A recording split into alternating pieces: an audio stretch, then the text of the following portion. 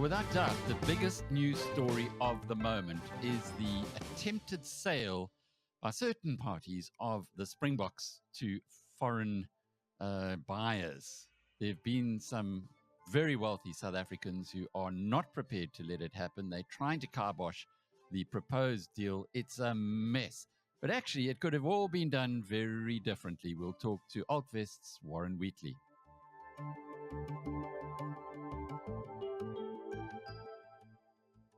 Warren, we know that Altvest is democratizing private equity. We've followed your story for a long time, and I've also followed your approach to SA Rugby to say, why not sell the Springboks through private equity to South Africans, and in particular to small South African investors? Before you unpack that, because this has got to be something that would be reassessed right now, given the fracas that we've had. What was the reaction like from SA Rugby when you approached them? Alex, so there was never a direct approach. The guys are quite difficult to get hold of. And so we had a number of approaches through different mechanisms, but I never had the opportunity to sit in front of them and get told no precisely. But I have it on good authority that the president, the CEO, all had sight of the presentation. And I'm not sure if it was a lack of, appreciation of what the offering was, or if they were just that deal fatigued, but there was never any follow-up. And we had, credible, we had a team of players who took the proposals through. They've asked not to be specifically named, but, they said, a team of credible players had gotten together. I had spoken through the proposal. They loved it. And I can talk through the reasons why they loved it and why I think this is such a unique solution for SA Rugby, and why I think they should really be looking at it a lot more intently. Before you do that, just tell us your understanding of what actually has been happening that has caused such unhappiness amongst Springbok supporters and rugby supporters generally. I think principally my reading of the assessment is that a national team is owned by the nation, right?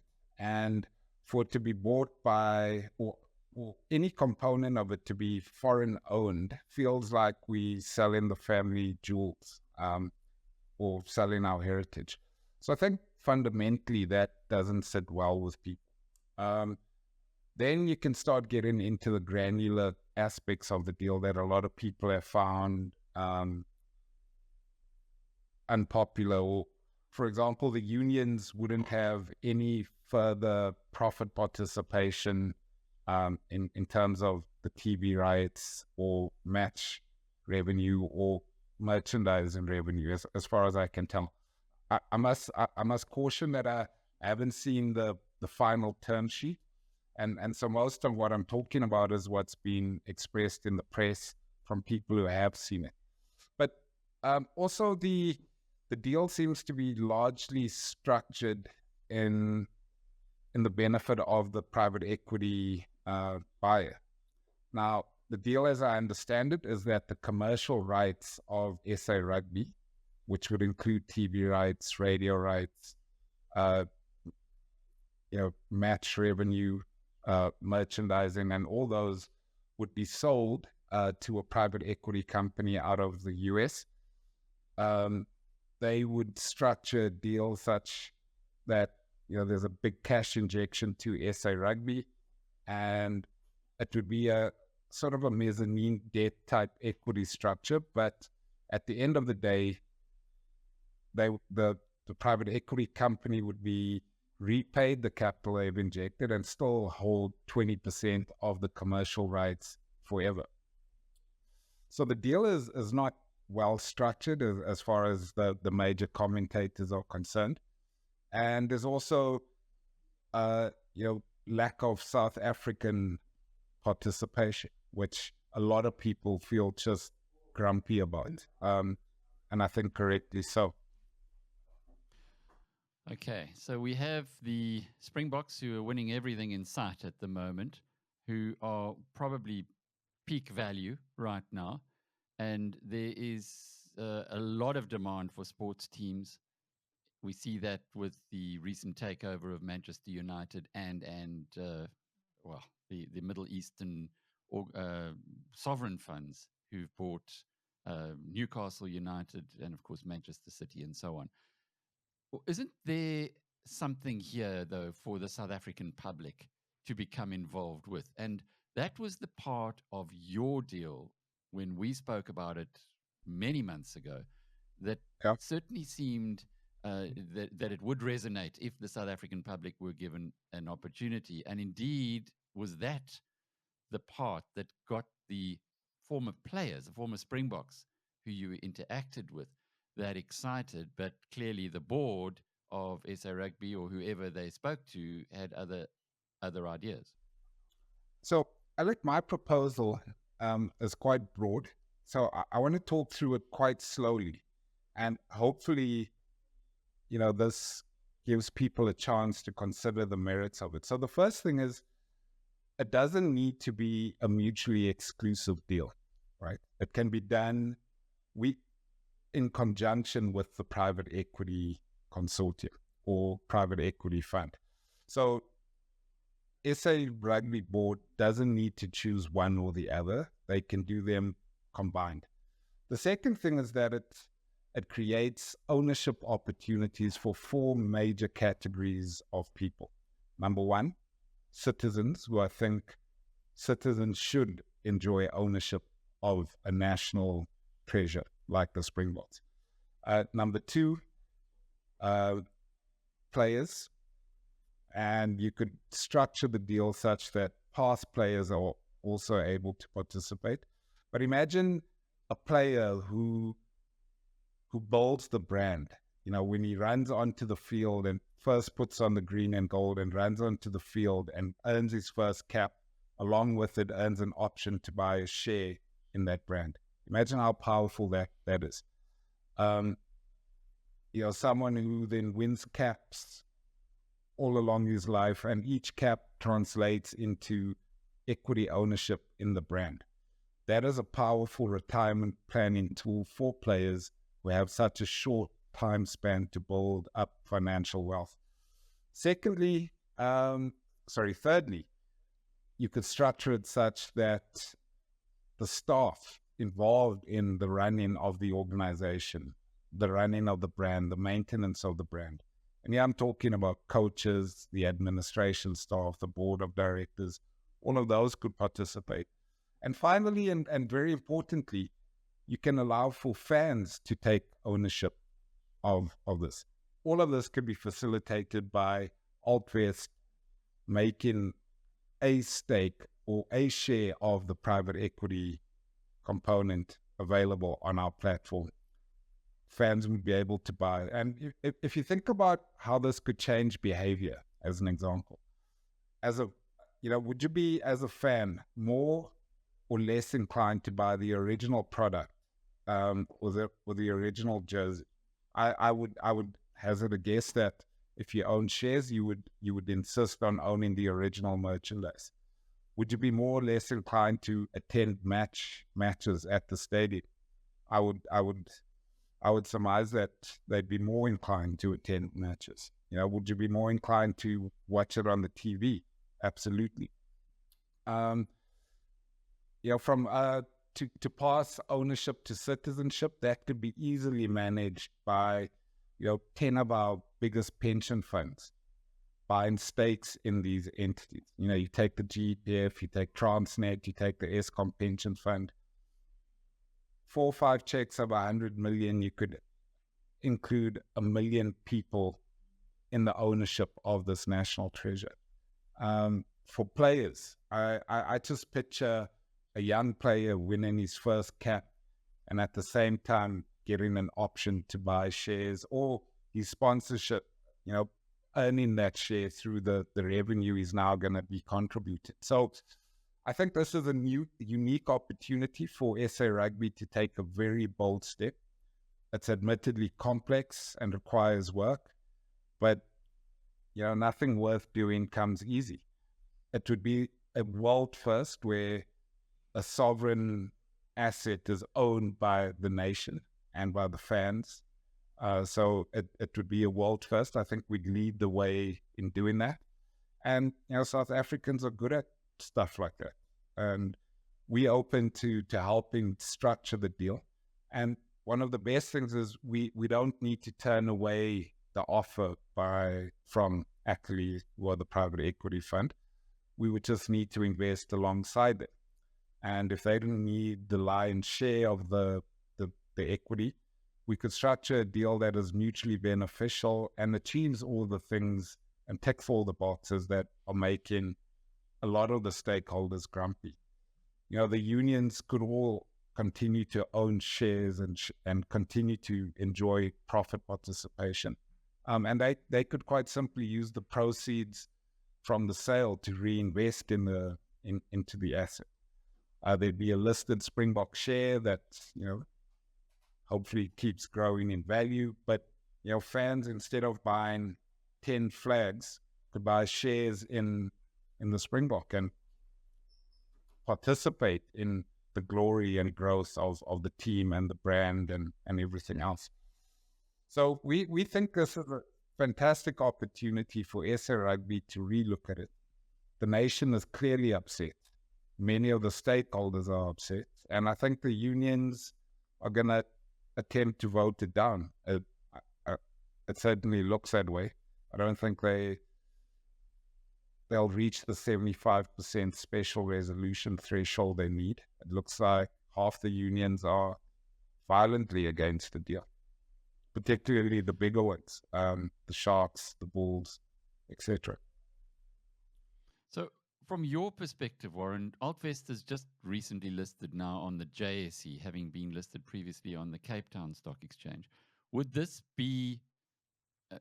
you be able to facilitate then the trade in Springbok shares through the Altvest structure? Correct. So how this would work is whatever percentage private equity SA Rugby decide to make available to the public or to South Africans, we would warehouse on our balance sheet. And the same way we've done for Bambanani or we've done for Mganu or for our credit fund, we would issue instruments that would be listed that give the holder thereof economic access to the growth of the underlying asset. Now, you may say, why not just list this entity by itself? And the response would be is that listing it, takes away the opportunity to still engage the private equity fund. So in this instance, our mechanism allows for both transactions to be honored. Secondly, it takes some time. You can't just jump into a listing. So ours is a nice halfway house for a company that wants access to the public, but is not quite ready to list themselves. And the listing or independent listing of the entity must be part of the plan, but could be put 5 years out, allowing SA Rugby the time to grow into that role. And that would be a natural then exit mechanism for the private equity fund as well, while still retaining fan and player and staff ownership. So keep it nice and simple. I'm a Springbok supporter. I want to buy a stake in the Springboks. I might only have 1,000 Rand to invest. How would the Altvest approach that you did float a long time ago and are now saying, hey, let's relook at it, how would that facilitate it? So we would, let's say the stake was a billion Rand that Altvest wanted to make available. We would ring fence that and have it on our balance sheet. And we would fractionalize those private equity shares and list them in affordable denominations on the JSE. So through their broker or through their unit trust or through their pension fund, people would be able to buy for whatever denomination we set those shares at.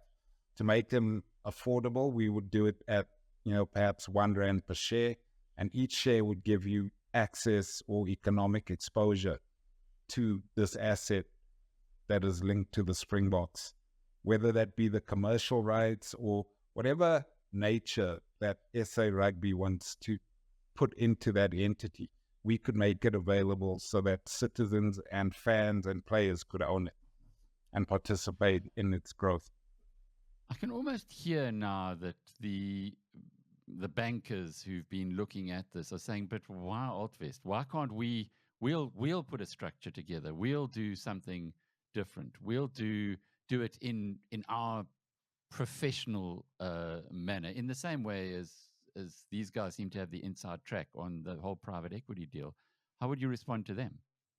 Well, I mean, what I would say is that we've done this, so the platform exists, it works, and is ready to go. So we could start doing it, and we could actually move and do it this year if we wanted to, if we really got our heads around the table. But for someone to replicate our platform, which is perfectly, it's something that could be easily done if you had the time and inclination, and you wanted to, age prematurely, you could quite easily do it. But it would take you time. So I guess it would take you at least a year to get up and running. And we've built a name, we've built a brand, we're starting to enjoy the patronage of the South African investor. And so I think we a quicker route. We've got experience and the model works. And we've got the partnerships in place with crowds like Easy Equities, FNB Private Wealth, etc., who can quickly facilitate the book build amongst fans and players, etc. Look, so where to now, Warren? Where to now? What is your next step? Well, my next step, this was me throwing the cat amongst the pigeons. My next step is to sit by the phone and wait for a call to say we'd like to look at this in a lot more detail. We're open to working with SA Rugby, with Wheatley, so that all the objectives are simultaneously met. It would also be quite a complex transaction, so we're also open to bankers and other investment advisors helping us get it right for the country. It's not something I think I could do on my own, nor would I try to. And it's something that I think one of the issues I think as well is that there was very little consultation amongst the stakeholders. And this is something that would need to be designed with everyone at the table, from the players, current and former, the staff, the unions, the governance structures, etc. So, but what I'm saying is we have the tools, we know how to use them to create a mutually beneficial structure and solution to the ownership issue that has caused such a ruckus. And what about those former players who were so excited about it initially? Have you spoken with them and told them to reapproach SA Rugby, given that SA Rugby's got a big problem now? Yeah. The players, they get given a voice, but their anecdotal response to me was that, the deal seemed almost inked and unreversible. And that was the impression, or that's how they got battered away. Is that, if you had come 3 months sooner, we could have spoken, but we've signed the deal kind of thing. So they were quite discouraged because it always felt like it was irreversible. I'm not sure what the current status is or if it is reversible, but it certainly looks like it should be. And it may not pass the the voting, they may not get the votes they need to proceed with the sale. Which is going to then, just put it back at square one. What we're saying is a lot of work has been done. All of that work doesn't need to be unraveled. We're quite happy to slot in and show how we could help make the private equity transaction to the US, which I think could be a good thing, to bring the US expertise in merchandising and commercialization of various things. I think that could be a net positive for us. But I also think we have the opportunity to have national ownership of the asset, and not in the bad way, where fans, players, staff, and other citizens can enjoy participation, wealth creation through ownership of probably our most popular and most loved brand in the country. Warren Wheatley is the founder and CEO of Altvest. I'm Alec Hogg from biznews.com.